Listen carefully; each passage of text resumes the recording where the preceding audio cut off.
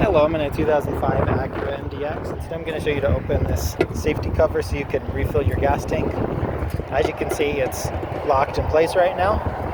So we'll go into the driver's side door, and then right here you see a little lever to pull. One pull, maybe two, should release it. Sure enough, it's released. Let's open it up. Make sure to read as needed, because this is premium fuel.